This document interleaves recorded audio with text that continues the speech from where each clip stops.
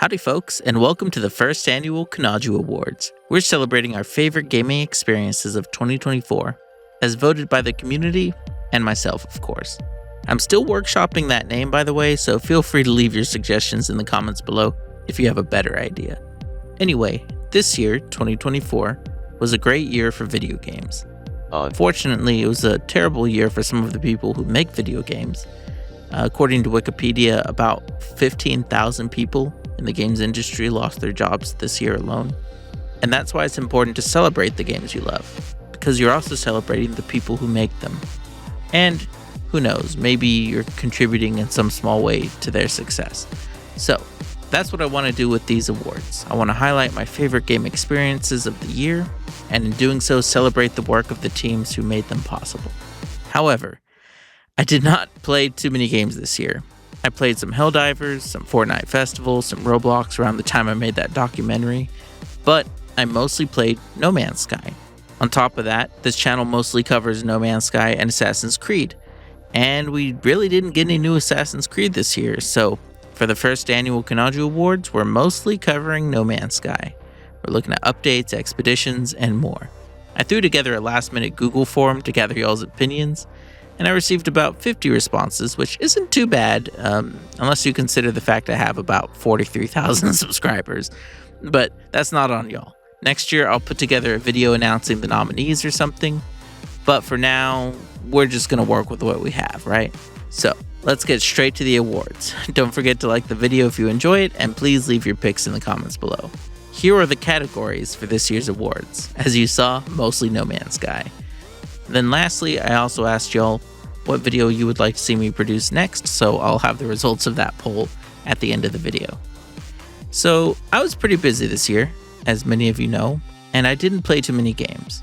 Since I'm picking the winner of each category, it was important that I actually played each nominee, right? So next year I might integrate more community nominations and voting in order to expand that list, but for now, this is what we have. It was very last minute. We're going to work with it. We'll begin with Best No Man's Sky Expedition Gameplay. That is, which expedition had the best gameplay? Pretty self-explanatory. The nominees are Expedition 12 Omega, Expedition 13 Adrift, Expedition 14 Liquidators, Expedition 15 Aquarius, Expedition 16 The Cursed, and Redux 2 Beachhead, The Normandy Returns. So this year 2024 was a great year for expeditions, I have to say. Normally we get 4 new expeditions. Last year we only got 3. This year we got 5. And Beachhead was heavily reworked. It was sort of combined with Polestar, so it became this whole freighter-focused version of Beachhead.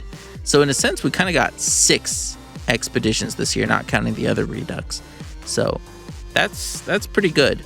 So these nominees will carry forward for the next 3 categories, all of these expeditions. But the award for Best No Man's Sky Expedition Gameplay goes to Expedition 16, The Cursed. Congratulations, Hello Games. Now, according to the community, Expedition 16 was also your number 1 pick. Expedition 14 Liquidators was your second, and Expedition 13 Adrift was your third. And I have to agree with that. The Cursed had excellent gameplay. It had new survival mechanics, new enemies, new stuff near the ending I don't want to spoil, great stuff. Liquidators also came with new gameplay, and it was a combat-focused expedition, so it had great gameplay. And then, of course, Expedition 13 Adrift was quite unique in how it contextualized everything, but I definitely believe The Curse was the strongest. Next up, we have Best No Man's Sky Expedition Narrative Experience. Even though the community pretty decisively voted for Expedition 16 The Cursed, it was a bit tougher for me to decide. I loved the stories of Aquarius and Liquidators, and I loved the universe that they built in Adrift. I loved how contemplative it was, the time you spend reflecting. But the award for Best No Man's Sky Expedition Narrative Experience also goes to Expedition 16, The Cursed. It did require a bit more knowledge of the universe prior to going in, and it was a bit vague, a bit tough to follow at times, but so many of the milestones were directly related to the narrative, and even moving between each system, move the narrative forward. So I have to give it to Expedition 16. Overall, it was a great expedition. The community's second choice was Expedition 13 Adrift, which was also quite good. All right, next category, Best No Man's Sky Expedition Rewards. So the nominees are Expedition 12 Omega with the Starborn Runner, Atlas gear, etc. Expedition 13 Adrift with the Iron Vulture, Ship of the Damned, etc. Expedition 14 Liquidators with the Liquidator mech, Chitin armor, etc. Expedition 15 Aquarius with the Lost Angler's rig, Aquarius armor, etc. Expedition 16 The Cursed with the Boundary Herald Starship, Boundary Horror Mandibles, etc. And Redux 2 Beachhead with the Normandy, etc. The award goes to Expedition 13 Adrift. It included the Iron Vulture, which was not only a new ship, but a ship that you could disassemble and salvage and use its parts to build your own custom ships with, which was really unique. You were able to acquire 2 unique paint jobs, I believe, which you could then use in the Starship Fabricator to use on any of your new custom ships. It also came with a new frigate, an exclusive frigate, the Ship of the Damned. So it had a lot of great unique rewards.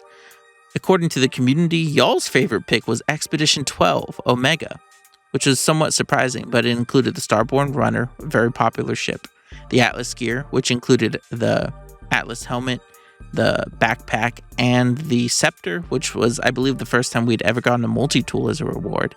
So that was excellent. And then your second pick was Adrift, so not too far off. And third pick was Liquidators, which I can agree with. Then the final expedition category is Best New No Man's Sky Expedition. So in this case, the nominees are Expedition 12 Omega, Expedition 13 Adrift, Expedition 14 Liquidators, Expedition 15 Aquarius, and Expedition 16 The Cursed.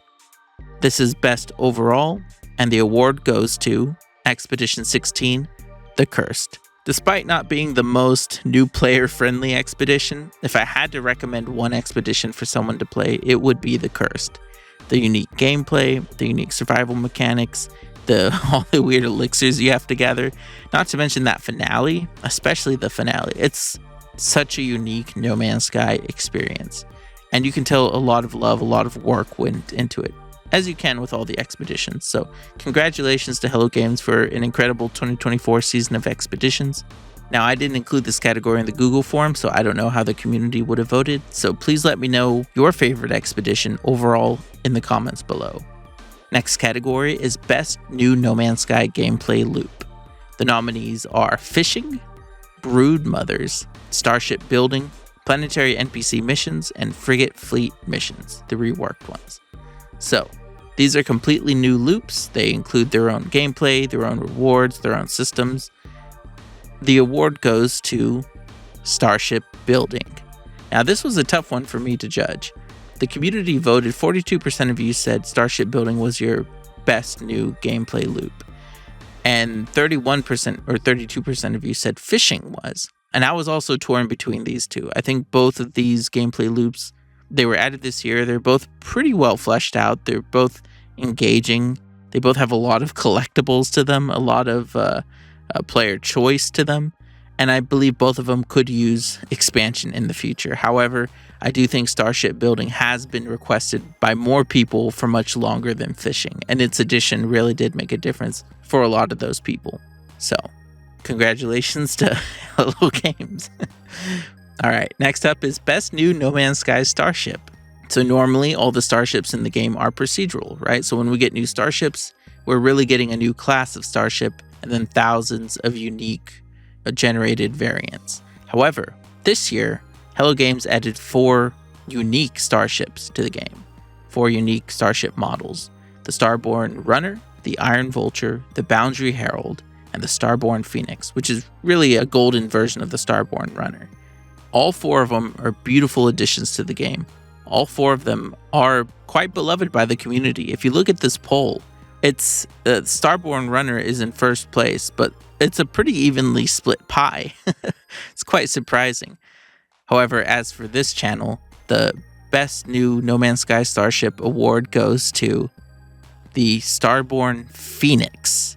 Y'all know me, I'm a sucker for golden starships. I love the Starborn Runner, but I love the Starborn Phoenix even more.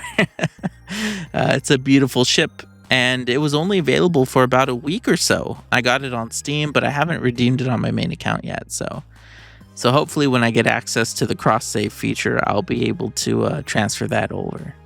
So, next category is the best refreshed No Man's Sky feature.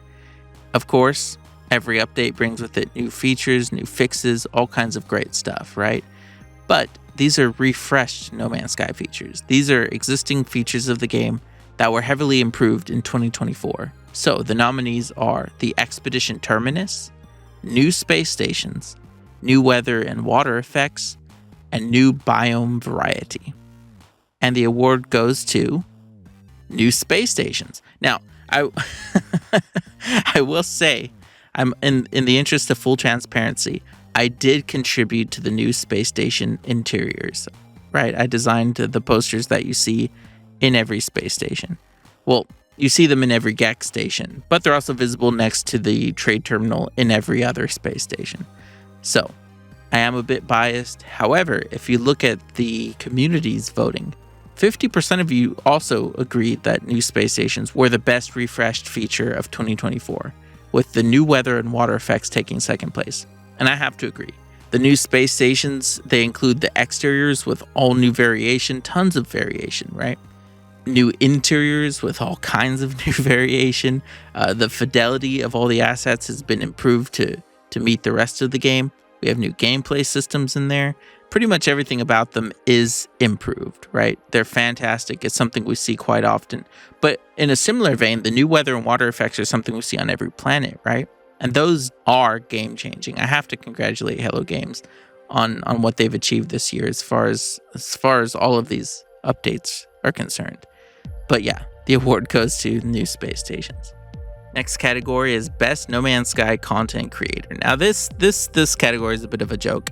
It's also the only one, this is the only one that's completely audience voted, because obviously I can't vote for myself, right? That would be pretty biased. However, I got pretty lazy with the options. So your only two options were either Kanaju, me, or literally anyone else. So if your favorite content creators like Captain Steve, Renolo Pata, Ghostlight, or Jason Plays, Beeblebum, something like that, that would fall under literally anyone else. So the award goes to Kanaju. Wow. I mean, I wasn't expecting to win. I didn't even write a speech. I would like to thank my subscribers for voting for me on this poll that only went out to people who follow me. So, yeah, this is a pretty dumb category, but I was really trying to pad categories when I made this Google form. If anything, it's kind of sad that I didn't get 100% of the vote, considering supposedly everyone who took the time to go through this thing was like a follower, a fan of mine. So that's kind of funny. But hey, I don't have to be your favorite. That's totally cool with me, especially this year. I haven't published too much in the last 3 months, so I apologize for that, and hopefully 2025 will be even better. And then I will earn this award for real. Well, we'll see. There might be someone better, but one can try. So, next category is Best Fortnite Festival Season. And I think this is the one of a couple non-No Man's Sky categories. Like I said, Fortnite Festival is one of the few things I played this year. For those unaware, it is a game mode within Fortnite where it's pretty much like Rock Band or Guitar Hero within Fortnite. It's also developed by Harmonix, the people who made Rock Band and the original Guitar Hero, I believe. So, I mean, it's the real deal. It's got great gameplay. They have all kinds of contemporary tracks as well as classic music, or classic pop, I should say, pop and rock. And every few months they have a different season where there's a different festival icon who's sort of like the main artist of that season. So the nominees are Season 1, The Weeknd, Season 2, Lady Gaga, Season 3, Billie Eilish, Season 4, Metallica, Season 5, Karol G, and Season 6, Snoop Dogg. And the award goes to Season 4, Metallica. Now, the community voted Snoop Dogg overwhelmingly as the number one, with Metallica as number 2. And I haven't played enough of the Snoop Dogg season to really get that impression, But from the seasons I have played, Metallica, it had a really cool stage. They had a ton of their tracks, right? These other seasons, they've only put out like a handful of tracks from the main icon. But for Metallica, they must have put out like at least a dozen Metallica songs. And they all had like excellent guitar play, excellent vocal parts, excellent drums, bass. They're just fun tracks to play. So for me, it has to be Metallica. But let me know in the comments below, hey, is the Snoop Dogg season really that good? Because like, I haven't. Maybe I've been missing his tracks, right? But let me know. Our second to last category is a big one. Best titled No Man's Sky update of 2024. You could call it update of the year, right? The nominees are Omega, Orbital, Worlds Part 1, Aquarius, The Cursed, and Cross Save / PlayStation 5 Pro support / the Normandy returns. You know, that whole thing. This probably won't surprise you, but the award goes to Worlds Part 1. The community voted. Over 58% of you said Worlds Part 1. I also put out a poll like 5 days ago on my channel, and that got over 700 responses. So I should have done all of these as polls on my channel. But in that case, 79% of you said Worlds Part 1. So it shouldn't come as a surprise. I mean, this was the biggest update of the year. It had so many great features. It reworked so many systems, core systems of the game, right? Biome variety, weather effects, water effects. It added new enemy types. It added the Liquidators expedition, right? There was so much stuff in Worlds Part 1. And it generated a lot of buzz for the game, honestly. There were all kinds of new players over the summer enjoying Worlds Part 1. Second place in both the community poll and the Google form is Orbital, which again, I must, in the interest of transparency, I must mention I did contribute to the Orbital update. That was one of the happiest moments of the year when I saw my work in the patch notes.